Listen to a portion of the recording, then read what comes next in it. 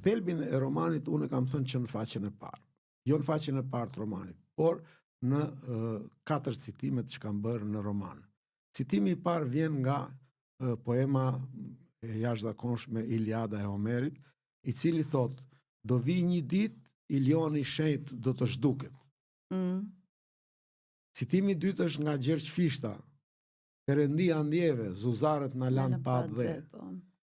Citimi i tretë është nga Gunter Grass, fituesi i çmimit Nobel me romanin Daullia prej Llamarine, i cili thot: askush nuk duhet të vdes nga uria, askush nuk duhet të ngri nga të ftoftit. Dhe citimi i katërt është një proverb shqiptar, për mua jashtëzakonshëm: mos kërko dredhza në arbain.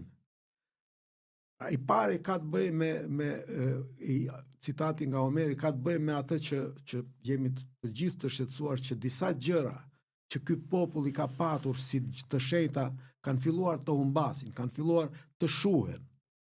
Pra, e shenjtë ka qenë mikpritja, e shenjtë ka qenë besa, e shenjtë ka qenë dashamirësia, e shenjtë ka qenë kujdesi për tjetrin dhe jo indiferenca ndaj tjetrit, ndaj hallave të tjetrit. Dhe këto cilësi aty këtu kanë filluar të humbasin. Kemi filluar të bëhemi shumë metropolitan, ndërkohë që metropolitan nuk është gjë e keqe, por ama metropoli nuk ka pse të humbas këto cilësi. Pra, po shuhen disa gjëra të cilat mua më shqetësojnë që po shuhen. Dhe prandaj kam cituar Homerin që thot: do vi një ditë, Ilioni shenjt do të shuhet. Ndërkohë, thelbi romanit është njeriu dhe vetmia e tij, dhe braktisja. Dhe prandaj citoj Fishtën që thot që po mbetemi pa dhe, sepse një pjesë e njerëzve kanë ikur nga Shqipëria dhe nuk kanë mundësi të kthehen.